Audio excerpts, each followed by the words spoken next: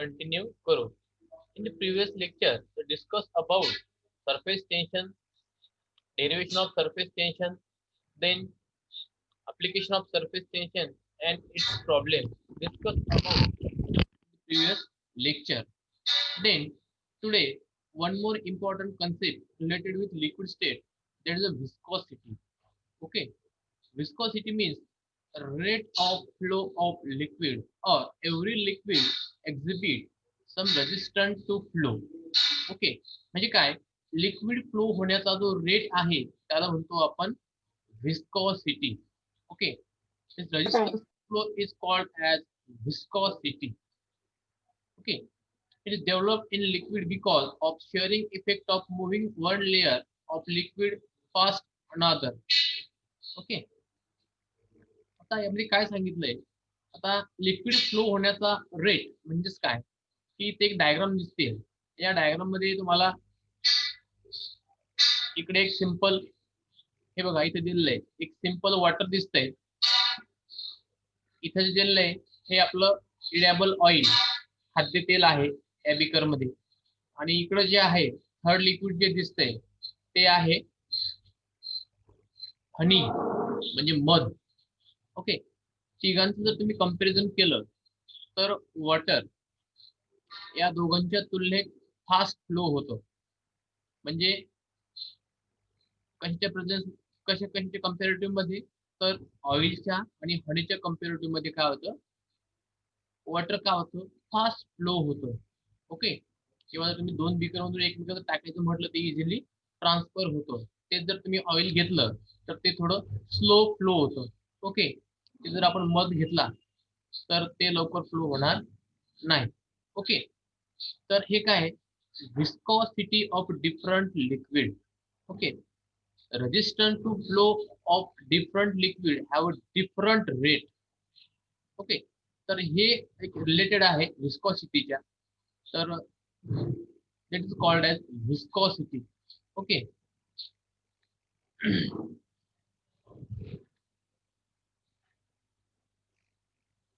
एक विस्कॉसिटी संबंधित थोडी माहिती आहे ती आता आपण बघू. The motion of liquid can be visualized as a movement of one layer to another layer. A layer is contact with stationary surface remains stationary. The second moves slowly, third faster than second, so on. This is type of flow is called as laminar flow or streamline flow. पाठीमागं जे काही arrow दिसत आहे, एक सारख्या point पासून यांना काय केलं आपण, एक पर्टिक्युलर पॉइंटवर आपण लिक्विड जे ड्रॉप्स आपण तिथं ठेवले एक समांतर उतारावरती. तर पहिलं जे लिक्विड आहे ते इथून त्याने एवढं डिस्टन्स कव्हर केलं. दुसरं लिक्विड आहे पहिल्यापेक्षा थोडं कमी डिस्टन्स कव्हर केलं. तिसरं लिक्विड आहे पहिल्या आणि दुसऱ्यापेक्षा अजून कमी डिस्टन्स कव्हर झालं. त्यानंतर तिसरं जे आहे पहिल्या दुसऱ्या तिसऱ्यापेक्षा चौथ्या डिस्टन्स कमी आहे, पाचवीचं अजून कमी आहे. म्हणजे काय, म्हणजे काही लेयर्स आहेत. लिक्विड फ्लो होण्याचा जो रेट आहे तो काय होतोय 1 to 5 डिग्रीज होत जातोय. ओके, म्हणून इथं तुम्हाला मोशन ऑफ लिक्विड म्हणजे काय एरोनुसार एक क्लिअर दाखवलेले आहेत. त्यानंतर in laminar flow the force F required to maintain steady difference of velocity dv between two parallel layers separated by distance dx proportional to the area of contact A and velocity dv upon dx. Okay, म्हणजे काय, आपण different liquid घेतले आणि प्रत्येक different लिक्विडला एका particular time मध्ये त्यांनी जे डिस्टन्स कव्हर केलंय, ओके, त्यांना काही जो फोर्स लागला असेल F equal to small f equal to required maintain steady different force. Okay, नंतर त्याला काही पर्टिक्युलर व्हेलॉसिटी असेल म्हणजे रेट फ्लो होण्याचा जो काही रेट आहे. ओके, तर त्याला काही पर्टिक्युलर व्हेलॉसिटी असेल तर particular velocity converter in parallel between two layer, एक आणि दोन असो, 2 ते 3 असो, 3 ते 4 असो, 4 ते 5 असो. आणि त्यांनी किती डिस्टन्स कव्हर केलंय that is noted bye dx. आणि क्रॉस सेक्शनल एरिया, ओके, आणि किती एरिया कव्हर केला. ओके, त्याला असं म्हणायचं की डीव्ही अपॉन डीएक्स. ओके. त्यानंतर F is directly proportional A into DV upon DX, म्हणजे लागलेला फोर्स. ओके. जितक्या फोर्सनं तुम्ही ते लिक्विड फ्लो, लिक्विड तुम्ही एका सरफेसवर टाकसाल. ओके. आता आपण काही थोडं जर बीकर मध्ये पाणी घेतलं आणि स्लोली जर टाकलं तर स्लोली बीकर मध्ये पडेल. तर तुम्ही जर जास्त फोर्स अप्लाय केला तर जास्त पाणी स्पीडनं समोर जाईल. याचं उत्तम उदाहरण म्हणजे आपल्याकडं असलेल्या शेतामध्ये असलेल्या हॉर्स पॉवरचे पंप किंवा आपण जे मोटार्स म्हणतो ते आपण म्हणतो ना 3 horse power 5 horse power. Okay. ते काय करतं की आपल्याला कमी टायमात जास्त पाणी, जितका तुम्ही हॉर्स पॉवरचा पंप घेतला तितका काय होतं जास्त पाणी आपल्याला ते देतं. ठीक आहे. तसंच हे आहे की कमी टाइमात कोणतं लिक्विडनं जास्त क्रॉस सेक्शनल एरिया कव्हर केला, म्हणजे टोटल डिपेंड आहे कशावर डिपेंड आहे, तर त्या आपण जो काही फोर्स अप्लाय करणार आहे त्यावरती काय ते डिपेंड आहे. ओके. त्यानंतर F equal to eta A dv upon dx, here F retarding force or various drag acting opposite direction to flow, that is F. Eta coefficient of viscosity of liquid, जे eta आहे तर ते coefficient of viscosity of liquid, इथे viscosity साठी काय ते letter इथं दाखवलेलं आपलं. ठीक आहे. त्यानंतर eta equal to F upon dv A into dx. तर विस्कॉसिटी म्हणजेच काय, तर एफ अपॉन म्हणजे काय, अप्लाय केलेला फोर्स भागीला किती डिस्टन्स कव्हर्ड झालं, किती टाइमात. Okay. Distance covered to proportional to the coefficient dv upon dx, that is equation number 12. Okay, where a is 1 square meter, dv equal to 1 meter per second and dx equal to 1 meter. म्हणजे काय आपल्याला त्याची units दिलेले, म्हणजे DV म्हणजे काय, एका metre मध्ये, सॉरी डीव्ही किती त्यांना कव्हर केलं, डीएक्स किती डिस्टन्स कव्हर झालं, म्हणजे डीव्ही म्हणजे हा टाइम लागलेला हा time, then theta equal to F त्याला लागलेला फोर्स. याच्या या सगळ्या गोष्टी काय असते, व्हेलॉसिटी सॉरी विस्कॉसिटी काय असते अवलंबून असते. Okay. Then coefficient of viscosity eta may be defined as force that must be exerted between two parallel layers 1 meter square in area and 1 meter apart in order to maintain the velocity difference in 1 meter second. Okay. आता coefficient viscosity coefficient theta म्हणजेच काय मित्रांनो, तर दोन लेयरच्या comparative मध्ये 1 metre area मध्ये किती स्पीडनं लिक्विड फ्लो झालं. ओके. याला काही पर्टिक्युलर मेजरमेंट दिलेलं आहे की आपण असं म्हणतो की याला 2 मीटर जाईल त्याला 3 मीटर जाईल असं नाही. सारख्याच प्रमाणात जो काही सारखाच एरिया ठेवलेला आहे, तर लिक्विड कुठपासून कुठपर्यंत गेलं, तर ते काढण्यासाठी आपण इटा किंवा विस्कॉसिटी कोएफिशिएंट वापरतो आणि त्याचा जो फॉर्म्युला आहे eta equal to F upon A into DV upon DX, question number 12, तर हे आपण वापरतो. ओके. आता सगळ्यात महत्वाचे आहेत युनिट्स ऑफ विस्कॉसिटी. मी तुम्हाला सरफेस टेन्शन वरती सांगितलं होतं, सरफेस टेन्शनचं युनिट किंवा विस्कोसिटीचं युनिट दोन पैकी एक प्रश्न 1 मार्कासाठी इथं विचारला जाऊ शकतो. Write the insidious system unit of viscosity किंवा give the name of viscosity, unit of viscosity. Write the name of unit of viscosity in CPS or MKS or SI system. Okay. In CGS system, the unit of eta is the grams per centimeter inverse is called as poise. Particular unit, similar centipoise 10 to -2 and millipoise 10 to -3 are used. Okay. हे जे काही units आहेत, तर poise त्याचं जर सेंटीपर्सेंट convert करायचं असेल तर 10⁻³ त्याला गुणावं लागेल. जर मिलीपर्सेंट कन्वर्ट करायचं असेल तर 10⁻³ त्याला काय करावं लागेल, पॉईजला गुणावं लागेल. नीट लक्षात ठेवा, grams per centimetre inverse. Okay. Then SI unit of viscosity is kilogram meter centimeter inverse. Sorry, kilogram meter inverse second inverse. Then related as 1 poise equal to 1 gram centimeter inverse equal to 0.1 kg meter second inverse. Okay. तर हे जे काही unit आहे तर हे CGS मध्ये आणि SI unit मध्ये हे काय फक्त लक्षात ठेवा. ओके. तर हा होता मित्रांनो विस्कॉसिटी. पहिला पार्ट बघितला आपण, इंट्रोडक्शन पार्ट, त्याची डेफिनेशन, डिफरंट लिक्विडचा फ्लो होण्याचा रेट बघितला आपण. त्यानंतर विस्कॉसिटीचं छोटंसं आपण एक डेरिव्हेशन बघितलं, कशी मेजर करतात आणि विस्कॉसिटी कोएफिशियंट म्हणजे काय हे सुद्धा पाहिलं. आणि त्यानंतर आपण त्याचं विस्कॉसिटीचे युनिट पाहिले, युनिट ऑफ विस्कॉसिटी सीजीएस मध्ये काय आहे आणि एमटीएस मध्ये काय आहे किंवा SI मध्ये काय आहे.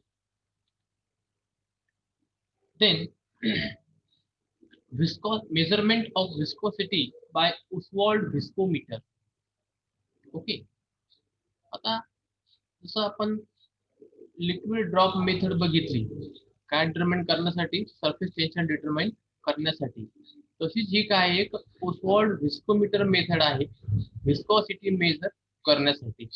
ओके. बघू आपण काय मेथड आहे. तर the direct measurement of absolute viscosity of liquid is very difficult. म्हणजे काय की डायरेक्ट विस्कॉसिटी मेजर करण्यासाठी जे काही मेथड्स आहेत त्या थोडेसे कसे आहेत, डिफिकल्ट आहेत. Relative viscosity of liquid with respect to reference liquid water can be convenient determined with the help of apparatus called as Oswald viscometer. जसं आपण सरफेस टेन्शन वॉटरच्या रेफरन्स मध्ये कॅल्क्युलेट केलं होतं, तसं विस्कॉसिटी सुद्धा आपली काय करायची, वॉटरच्या रेफरन्स मध्ये कॅल्क्युलेट करायची. पण कोणती, relative viscosity. Direct viscosity calculate करणं खूप अवघड आहे, म्हणून आपण काय करतो, रिलेटिव्ह विस्कॉसिटी काय करतो, कॅल्क्युलेट करतो. कशाच्या रेफरन्स मध्ये, with reference with water can be convenient determine the viscosity with the help of Ostwald viscometer. आता आपण विस्कॉसिटी सरफेस टेन्शन डिटरमाइन करण्यासाठी स्टॅकोमीटर वापरत होतो, इथं विस्कोसिटी मेजर करण्यासाठी आपण इथं काय करतो, विस्कोमीटर वापरतो. ओके. विस्कोमीटरची डेफिनेशन तुम्हाला आठवते का बघा, मी स्क्रीनवर दाखवतोय. विस्कोमीटरची जी डायग्राम आहे ती तुम्हाला बघा आठवते का, कधी पाहिलंय का आपल्या लॅब मध्ये, हे कोण सांगेल, दिसते स्लाइडवर. हे बघा, एक विस्को, याला म्हणतात एक ओसवाल्ड विस्कोमीटर. दोन बबलचं होतं, एक लेफ्ट हँड साइडला एक बबल असतो, एक राईट हँड साइडला काय बबल असतो. तर आपण काय करतो याच्यामध्ये, हा एक 75% हा जो बबल काय करतो, हा जो बबल याच्यामध्ये काय करतो आपण, वॉटर फिल अप करतो. ठीक आहे. हे आपण एक्सपेरिमेंट BSc फर्स्ट सेमिस्टरला केलेले आहे. ओके.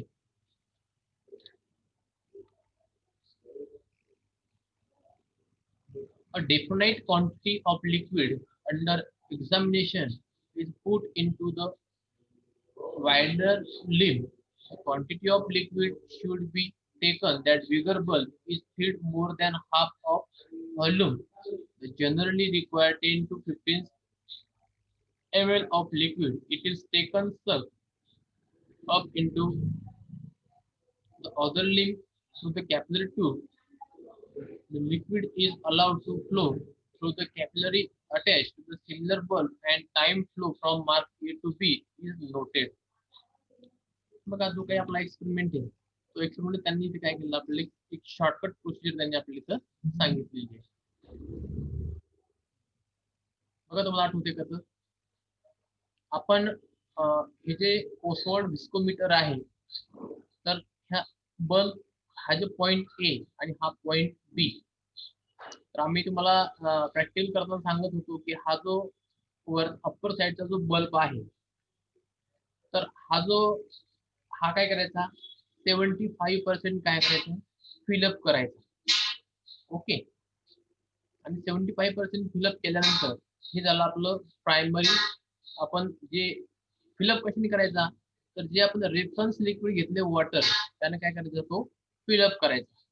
फिलअप केल्यानंतर काय आहे की इकडल्या जी तुमची लेफ्ट हँड साइडनं जी एक काय म्हणतात, एक काचेची नळी आहे त्याला अटॅच, हे अलग दोन पार्ट नाहीत, सगळे एकाच पार्ट मध्ये. हे जे ओसवाड इन्स्ट्रुमेंट आहे सगळं एकाच पार्ट मध्ये, एकच ऍपरेटरच आहे, हे दोन भाग पार्ट केलेले नाहीत. तर आपण काय करायचं, इथून याला एका जे रबर नळी असते तिने काय करायचं, सक करायचं. ओके, सक कुठपर्यंत करायचंय, एक मार्क बी पर्यंत काय करायचं आपण त्याला सक करायचंय, किंवा हा जो काही सी आणि डी पॉईंट जी आपल्याला दिलेले आहे, ओके, इथून इथपर्यंत त्याला काय करायचंय, सक करायचंय. आणि सक केल्यानंतर आता इकडं सक केल्यानंतर हा पॉईंट ए पासून बी पर्यंत काय होईल, हे लिक्विड हळूहळू हळूहळू सी आणि डी कडे डायव्हर्ट होईल. ओके, मग आपण त्याला एक आपलं जे अंगठा असेल त्यानं त्या रबरी जी नळी आहे तिचं नॉब क्लोज करायचं, म्हणजे लिक्विड वरती जाणे स्टॉप होईल आणि इकडे वरती येणे पण काय होईल, स्टॉप. वरती येणारच नाही म्हणते, पण तिकडं पाठी म्हणजे पॉईंट बी टू इकडे जाण्यासाठी काय होते, स्टॉप होईल. आणि ते स्टॉप झालं, हे तुमचा अंगठा जो आहे रबरी नॉबवर पकडून ठेवायचा. आणि जे काही तुमच्याकडे स्टॉपवॉच दिली असेल, ओके, म्हणजे तुम्हाला जो टाइम रिक्वायर्ड, टाइम किती असेल, किती लागला टाइम, तो टाइम काउंटिंग तुम्हाला स्टार्ट करायची. आणि परत पॉईंट बी पासून ए पर्यंत जाण्यासाठी किती टाइम लागतो ते सेकंड किंवा ते मिनिट काय करायचं तुम्हाला काउंट करायची. हा एक्सपेरिमेंट आपण आपल्या बीएससी फर्स्ट सेमिस्टर मध्ये पाहिलेला आहे. ओके, तर असं किती वेळेस करायचं आपल्याला, ऍटलिस्ट आपल्याला 3 रिडिंग घ्यायचे. कशाचे, वॉटरचे आपल्याला 3 रिडिंग घ्यायचे. ओके, मग ते 3 रिडिंग घेतले की त्याच्या कॉम्पेरेटिव्ह मध्ये आपल्याला कोणतं लिक्विड दिलेलं आहे ते लिक्विड घ्यायचे आणि त्याचे सुद्धा परत 3 रिडिंग घ्यायचे. हा जो बिग बल्ब आहे हा 75% फिलअप करायचा. 75% फिलअप केल्यानंतर त्याला एस सी आणि डी साईडचा जो इकडे जी नॉब आहे तिने काय करायचं, सक करायचं. सक केल्यानंतर की रबर नॉबवर आपला अंगठा ठेवायचा, तिला स्टॉप करायचं. आणि तिथून या सी आणि डी या बी पासून परत ए पर्यंत जाण्यासाठी किती वेळ लागतोय तो काय करायचा आपल्याला एक काउंट करायचं. ठीक आहे, तर हे झालं ओसवर्ड विस्कोमीटरचं प्रोसिजर विथ वॉटर रेफरन्स साठी. Okay, when liquid flows through the capillary, the time flow t is directly proportional to the viscosity coefficient and inversely to density of liquid. Okay, आता हे जे आहे time viscosity, through the capillary, time flow is directly proportional to the viscosity coefficient. Okay, viscosity coefficient हा कोणाशी direct related आहे, तर times related आहे. Okay, पण इन्व्हर्सली प्रोपोर्शनल कोणासोबत येतो, डेन्सिटी सोबत आहे. ओके, म्हणजे कसं की समजा आपण पाणी घेतलं आणि हनी घेतला किंवा मध घेतला, तर मध हा स्लो फ्लो होईल, वॉटर लवकर फ्लो होईल. का, तर वॉटरची डेन्सिटी हनीच्या डेन्सिटी पेक्षा कमी आहे, म्हणून वॉटरचा जो फ्लो होण्याचा जो रेट आहे हा कसा आहे, जास्त आहे. म्हणून ते दिलंय की viscosity coefficient is inversely proportional to the liquid for density of liquid. लक्षात. मग आता आपल्या ऑर्गॅनिक लॅबोरेटरी मध्ये व्हेरियस टाईपचे काय आहेत, केमिकल्स आहेत, आणि प्रत्येक केमिकलच्या बॉटलवर काय वेगवेगळी त्याची डेन्सिटी मेन्शन केलेली असते. ओके, ज्याची डेन्सिटी जास्त तो मोर विस्कस, लक्षात घ्यायचं. ठीक आहे, आता बघा, time is directly proportional to viscosity coefficient upon density. म्हणून दिले T is directly equal to eta upon d, or n equal to directly equal to time into density, or eta equal to k dt. Equation number 30, k for constant. Equation number 3. म्हणजे viscosity coefficient हा जो direct related आहे कोणासोबत, density आणि time सोबत. Density जास्त असेल त्याची टाइम पण जास्त लागेल, लक्षात. अशी गोष्ट आहे ती. याला equation number 14. The whole process is then repeated for same volume water exact under similar condition we have, अशी प्रोसिजर आपल्याला मी तुम्हाला सांगितलं की ऍटलीस्ट हा काय करायचा, आपल्याला एक 3 वेळेस हा एक्सपेरिमेंट करायचा आहे वॉटरसाठी. ठीक आहे.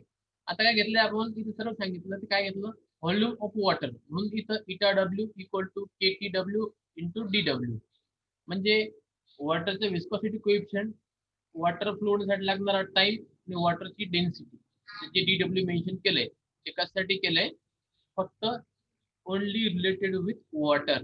ठीक आहे.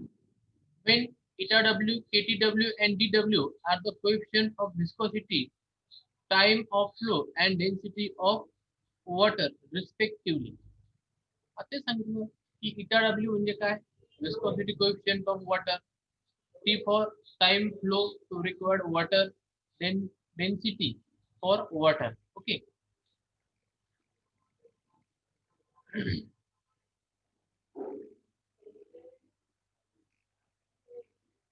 Now from equation number 30 and 40 we get eta upon nw, eta w equal to t into d upon tw and dw. Okay. Viscosity coefficient directly related with water. Good. Okay. आता इथं n and nw equal to eta r, viscosity of given liquid. Okay, जे आपल्याला दिलं जाईल त्याची आपल्याला काय करायची, रिलेटिव्ह विस्कॉसिटी. ठीक आहे. The Oswald viscometer is very convenient apparatus for determination of viscosity at a higher temperature, as it can be easily suspended in thermostat. Effect of temperature on viscosity. ठीक आहे. आता जसं आपण सरफेस टेन्शन पाहिलं होतं, surface tension जर आपण increase केलं, सॉरी टेम्परेचर जर इन्क्रीज केलं तर सरफेस टेन्शन काय होतं, डिक्रीज होतं. तसंच आपण विस्कॉसिटीवर टेम्परेचरचा काय परिणाम होतो हे आता आपण बघू. याचा सिंपल एक्सपेरिमेंट जर तुम्हाला घरी सुद्धा करायचा असेल तुम्ही घरी सुद्धा करू शकता. कसं करणार, एक हनी घ्या, मध, त्याला तापवा, थोडा घेण्याचे घरचे मारतील. ठीक आहे. हनी घ्या, त्याला एक 10-20 ड्रॉप हनी घ्या, त्याला तापवा. सुरुवातीला हनी म्हणजे ज्यावेळेस कोल्ड असेल त्यावेळेस तो लवकर खाली पडणार नाही. ओके, एखाद्या बशीत किंवा कपमध्ये टाका तो, पण ज्यावेळेस तुम्ही त्याला थोडं हीट देसाल, गरम करसाल, तर तो निश्चित थोडं पहिल्यापेक्षा तो थोडा काय होईल, लवकर फ्लो होईल. लक्षात. म्हणजेच काय, विस्को जर टेम्परेचर इन्क्रीज केलं तर काही सोल्युशनची किंवा काही याची विस्कोसिटी काय होते, डिक्रीज होते किंवा इन्क्रीज होते. तर एक याचं सिंपलचं उदाहरण आहे, बघू आपण पुढे काय सांगितलंय. It has been found that viscosity of liquid decrease with rise in temperature. The variation of viscosity with temperature is best expressed by the equation. त्यांनी सांगितलंय की विस्कोसिटी डिक्रीज होते टेम्परेचर काय केलं तर इन्क्रीज केलं तर.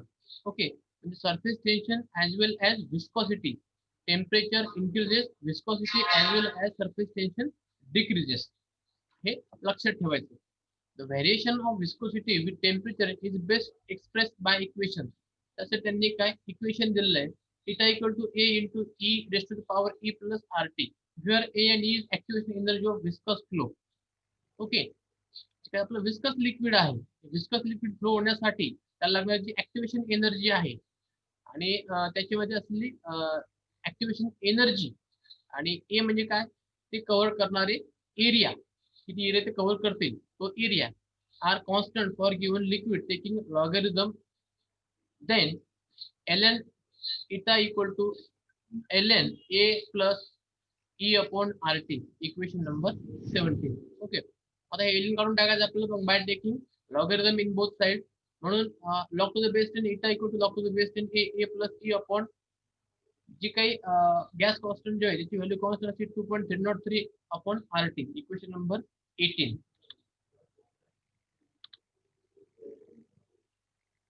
आता बघा इथे एक सिंपल आपल्याला स्लोप दिलेला आहे, लॉग इटा अपॉन 1 अपॉन टी, त्याला लागणारा time slope E upon 2.303 R T, म्हणजे log N eta viscosity coefficient आणि त्याला लागणारा टाइम.